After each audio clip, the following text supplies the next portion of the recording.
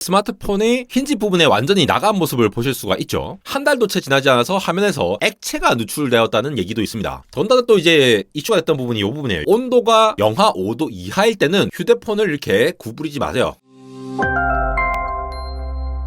네, 여러분 반갑습니다. 안대공학 에러입니다. 화웨이가 내놓은 세 겹 스마트폰, 그러니까 2번 접는 스마트폰이 화제가 됐었는데 지금 벌써 출시한 지 열흘이 지났는데 대거 불량이 나온다라거나 뭐 이런 소식들이 있는데요. 사실 심각한 품질 문제가 제기가 되면서 화웨이한테 이제 뭐 이거를 수리해 달라고 가도 이 AS도 뭔가 제대로 안 되고 있고, 이 스마트폰 가격이 제가 이전에 말씀드렸다시피 3천만 원까지도 솟았다가 갑자기 확 떨어지는 이러한 일까지 벌어지면서 겉으로 많은 관심을 가지게 했지만도 결국 화웨이가 아직 폴더블 폰에 대한 기술을 확보하지 못한 게 아니냐라고 얘기가 나오고 있습니다. 그래서 오늘은 이번 사태에 대해서 전반적으로 정리를 해보면서 화웨이뿐만 아니라 중국 업체들 있죠. 샤오미, 오포 같은 폴더블 폰의 후발주자들도 마찬가지로 안 좋은지, 그리고 삼성의 갤럭시 폴드나 플립 같은 것들이 아무래도 먼저 나아갔던 폼팩터이기 때문에 품질 차이에서 어떤 측면의 차이가 있는지 이런 것들 한번 살펴보면서 이 중국 기업들 간의 어떠한 기술 격차라든가 앞으로의 전망 같은 거를 한번 고민해보는 시간 가져보도록 하겠습니다. 지금 보시다시피 이렇게 스마트폰이 힌지 부분에 완전히 나간 모습을 보실 수가 있죠. 요거 올리면서 이제 영상 올리신 분이 내 동생이 오늘 오후에 이 제품을 개봉했는데 밤에는 고장이 났다라고 하면서 좀 씁쓸한 마음을 표현했고요. 이 영상 외에도 SNS에서 뭐 여러저런 얘기들이 나오고 있습니다. 마치 예전에도 처음에 폴더블 폰이 나왔을 때 이 내구성 관련해서 약간 얘기가 있었잖아요. 그러다가 이제 점차 이렇게 완성형으로 됐는데 아직은 화웨이가 이게 쉽지 않은 모습을 보이고요. 근데 이 3겹짜리 폴더블 폰 갈 것도 없이 이전 버전, 그러니까 화웨이 메이트 X5라는 이 폴더블 폰을 구입했는데 한 달도 채 지나지 않아서 화면에서 액체가 누출되었다는 얘기도 있습니다. 근데 문제는 이게 고객 서비스 대응이 더 문제인데 정확한 검사도 안 하고 이거 사용자 오류 때문에 그렇습니다 라고 얘기를 하고, 실제로 이제 그 워딩을 보면은 뭐 6번이나 전화를 했는데 매번 수리 비용을 사용자가 직접 부담을 해야 한다라고 피드백을 주면서 또 이게 대처를 잘못한 게 아닌가라고 하는 얘기가 나오고 있고요. 거기에서 더 나아가서 2019년, 그러니까 벌써 한 4년 됐죠. 그때 화웨이 메이트 X 출시 일주일 만에도 여러 가지 화면 손상 문제가 있어가지고 뭐 3달 만에 화면이 깨진다라거나 해도 이 AS 문제는 항상 화웨이에서 문제가 되어 왔어요. 그 디스플레이 고쳐야 될 걸로 한 70만 원 정도 달라고 한다라거나, 폴더블 폰 같은 경우에도 터치 스크린이 완전 뭉답 상태가 돼가지고 막 30몇만 원 내고 바꿔야 된다라고 얘기를 한다라거나, 그래서 저러한 문제들이 계속해서 지속해서 왔습니다. 즉 화웨이 같은 경우에는 디스플레이, 특히 폴더블 폰 관련해서는 이제까지 문제가 많이 있었던 기업이고요. 그리고 소셜 미디어에 이런 이슈를 공개를 하고 나니까 굉장히 많은 사람들이 이러한 얘기들을 많이 공유를 했다라고 전해져요. 어떤 사용자는 4개월 안에 화면을 5번이나 교체를 해야 된다라고 밝혔는데, 우리나라 같은 경우는 저렇게 4번, 5번이나 교체할 정도면 아예 그냥 뭐 환불을 할 것 같은데, 지금 이 폰이 얼마나 많이 팔렸냐라고 지금 추산이 잘 안 됐는데, 일단 최근에 한 매체를 통해서 들어본 바에 의하면은 불량 접수건이 282건이라고 합니다. 주요 문제가 아까 말씀드렸다시피 액체가 이렇게 나온다라거나, 아니면 색깔이 변한다거나, 주름이 막 꾸꾸꾸해져가지고 보인다거나, 아니면 빛 반전 같은 그런 것들이고요. 이렇다 보니까 이제 특정 사람들은 야, 이거는 진짜 멍청하고 돈 많은 사람들이 이걸 사는 거다라고 얘기를 하고 있는 게 되겠습니다. 근데 제가 이렇게 매체를 좀 더 검색을 해보려고 찾아보니까 메이트 XT 브로큰 해가지고 찾아보면은 사실 이게 불량에 대한 얘기가 그렇게 많이 전달되고 있진 않아요. 신문 기사라던가 이렇게는 잘 안 알려져 있고요. 메이트 XT 힌지 이렇게 검색을 해보면은 최근 1일에서 3일 전에 우리나라 언론이 집중적으로 이렇게 뭔가 잘못됐다라고 하면서 와그작 됐다라는 얘기는 많은데, 다른 언론사는 별로 이렇게 얘기를 안 하고 있습니다. 사실 일주일로 보더라도 거의 다 우리나라죠. 우리나라 기사들만 이렇게 초가 라인인데 막 이렇게 했다라고 하면서, 아무래도 우리나라가 이제 중국과 가까이 있으니까 많은 소식을 전달받을 수는 있는데, 이게 제가 영어로 쳤잖아요. 영어로 쳤는데도 불구하고 거의 뭐 한국 기사만 나온다라는 거는 실제로 얼마나 팔렸는데 불량이 이렇게 발생한 거냐라는 걸 사실 봐야 되잖아요. 한 100개 팔렸는데 막 10개가 불량이다 하면은 정말 엄청난 일이고, 근데 진짜 사전 예약이 650만 대였는데 지금 화웨이가 그만큼 생산을 할 수 있을 만한 캐파를 못 가지고 있거든요. 근데 그것보다 훨씬 더 많이 팔렸는데 일부가 몇 개 했다라고 하면은 그래도 뭐 그 정도는 초기 만든 거 치고는 뭐 또 괜찮지 않나, 이렇게 생각을 할 수 있는 부분들이 있어서 좀 더 계속 찾아봤습니다. 근데 어쨌거나 이런 불량품이 생긴다라는 거를 보면은 기본적으로 이전의 전통 스마트폰보다는 이 2번 접는 이 디스플레이 자체의 단가가 높기 때문에 수리 비용이라든가 휴대성도 좀 안 좋고 가격 면에서도 너무 높기 때문에 야, 이거 할 바에 그냥 진짜 태블릿을 따로 하나 더 사던가 뭐 프로 모델로 사도 이 가격을 충분히 커버할 수 있는 정도의 가격이잖아요. 그리고 좀 약간 이제 하이엔드급 노트북보다도 더 비싼 가격으로 지금 나오니까 야, 이 돈 주고 사는 게 맞아? 라는 얘기를 계속 나온다라는 거죠. 더군다나 또 이제 이슈가 됐던 부분이 이 부분이에요. 요거를 해석을 해보면은 온도가 영하 5도 이하일 때는 휴대폰을 이렇게 구부리지 마세요. 접지 마세요. 이 얘기가 돼 있는데 우리나라만 하더라도 영하 5도로 떨어질 때 많잖아요.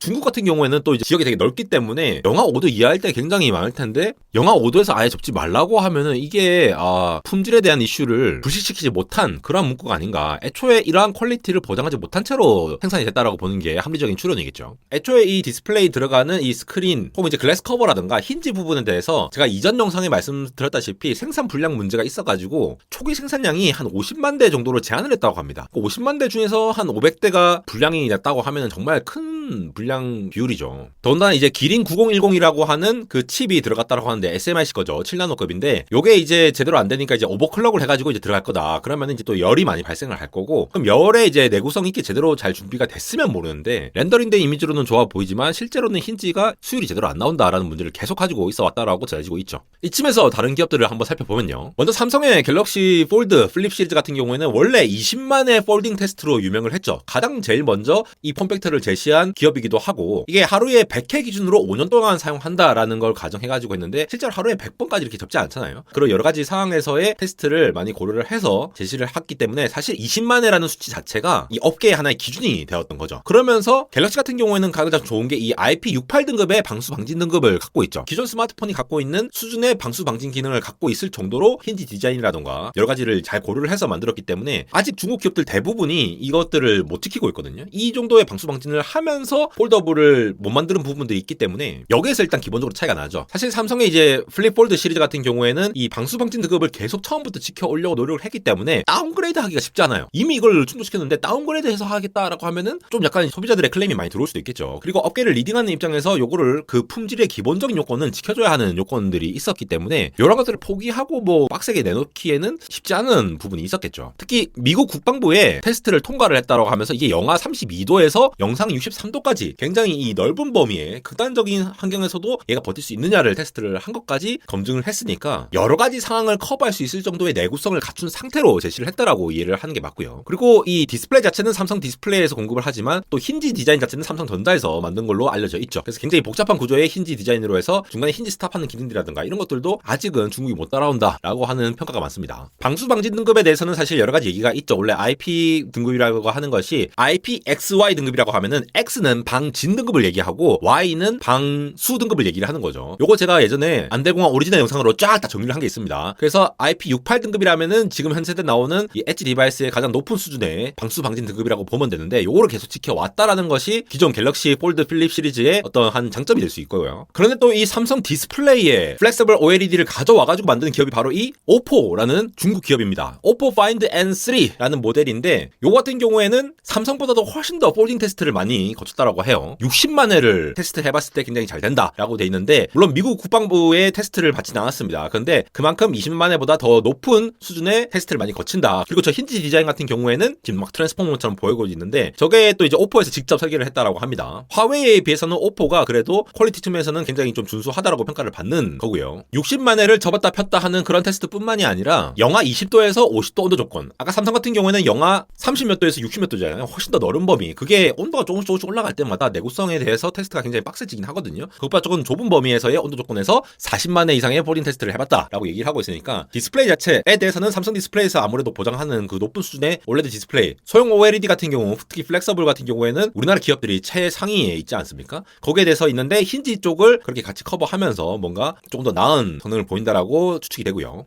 또 지금 보시는 모토로라 같은 경우에는 레이저 50 울트라라는 모델이죠. 요 같은 경우에 40만 회를 주장을 하긴 했는데 폴딩 주장 된다라고 얘기했는데 실제로 테스트 해보니까 12만 6,300회에서 화면이 손상되는 게 알려져가지고 이것도 문제가 있지 않느냐. 요건 또 이제 삐오이 거를 또 화웨이가 쓰고 있죠. 아무래도 이제 거기서 이제 기술 격차가 있을 수 있다라는 거 이해할 수 있겠죠. 다시 화웨이 거를 살펴보면은 얘가 진짜 그래서 이 과시용으로 뭔가 빡 등장해가지고 진짜 가격이 엄청나게 올랐다가 한 번에 뚝 떨어지면서 유동성이 굉장히 심한 주식처럼 거래가 되었다고 얘기가 되고 있는데요. 근데 이게 판매 이틀도 지나지 않아서 가격이 급락이 됐기 때문에 애초에 이 제품이 굉장히 그 니치 마켓을 노린 제품이기도 하고 현재는 이 부유층조차도 이거를 꼭 사야 되나? 라고 생각을 하고 있대요. 당연히 그렇겠죠. 굳이 이거를 450만 원이나 주고 사야 되나라고 하는 생각이 드는 상황이죠. 이 내구성도 구린데. 특히나 하웨이 같은 경우는 구체적인 폴딩 테스트 횟수도 공개를 하지 않았습니다. 그리고 아까 말씀드렸다시피 초기 모델에서 그러니까 메이트 X에서 영하 5도 이하에서 사용하지 말라라고 얘기를 했고 그러니까 메이트 X T에서도 계속 이렇게 불거진 게 아닌가. 이걸 해결하지 못하고 나온 상태에서 계속 팔고 있는 걸로 보이고요. 반면에 또 샤오미 같은 기업들은 미 믹스 폴드 같은 것들이 40만회 이상 폴딩 테스트를 통과했다라고 얘기를 하고 있습니다. 온도에 대한 얘기는 안 나오고 있는데 이 폴더블 관련해서 중국 업체들이 많이 따라가고 있는 것은 사실이다. 이번 화웨이 같은 경우에는 너무 이렇게 프로토타입 수준의 어떤 거를 그냥 보여주지 않았나 싶은 생각이 들고요. 중국 기업들도 그렇고 우리나라 기업들도 그렇고 이 롤러블 디스플레이를 대형 가전 전시회라던가 아니면 IT 테크 전시회 때 이렇게 발표를 하고 있는데 실제로 제품이 나온 것도 있고요.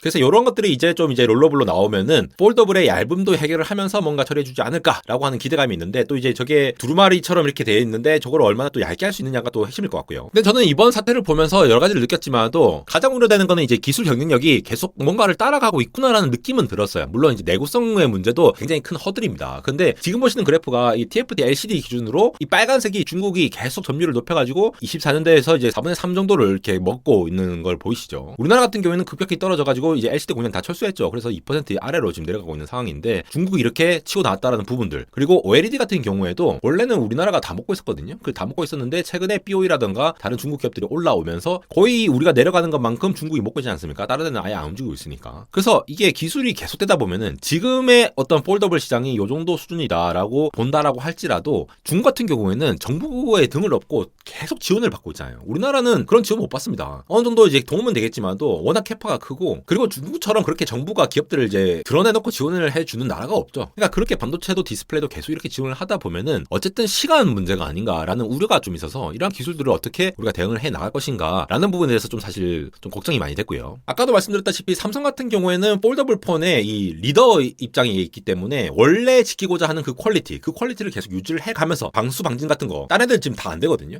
안 된다는 게 그 등급이 굉장히 낮습니다. 아니면 표기가 안 돼 있다거나 그런 입장에서 그 퀄리티를 계속 유지를 하면서 가려고 하기 때문에 갑자기 뭘 어떻게 얇게 만든다거나 해서 내구성 문제를 타파해서 하기는 쉽지 않다. 그러니까 중국 기업들이 얇게 하면서 동시에 내구성을 지켰으면은 그 기술력을 인정을 해줄 수도 있겠지만도 아직 그 정도 수준은 아니구나라는 걸 좀 알 수가 있는 게 됐고요. 그렇다 보니까 테스트 기준 차이도 우리나라 같은 경우에는 굉장히 빡세게 하는데 중국은 또 회사별로 그 기준이 굉장히 다를 수 있다는 거. 훨씬 더 이제 릴리즈 되는 상태에서 테스트를 할 수도 있겠죠. 그나마 삼성과 오포가 극한 온도에서 테스트를 좀 공개했는데 다른 회사들은 정보를 굉장히 안 내줘요. 그만큼 테스트를 안 하고 있다라는 건데 그렇게 된다는 말 자체가 결국은 어떤 기술력의 차이가 있을 수도 있고 중국 같은 경우에는 이 내구성 같은 문제보다도 빨리 뭔가 얇은 거 만들고 빨리 두 번 접은 거 만들고 막 이런 식으로 먼저 과시를 해놓고 하는 시장 그리고 나중에 또 바꾸지 뭐 약간 이러한 정서가 또 형성이 됐다고 해요. 저도 이번에 막 이렇게 아티클 찾아보면서 알게 됐는데 그러한 측면에서 보면은 가격 대비 성능이 그렇게 좋지 않은 품질일 것을 사느냐 이건 또 사는 사람들은 굉장히 또 일부겠죠. 그 사람들만의 무엇인가라고 느껴지고 실제로 이게 얼마나 기술력이 따라왔냐라는 측면에서는 아직도 많이 멀었구나. 그러나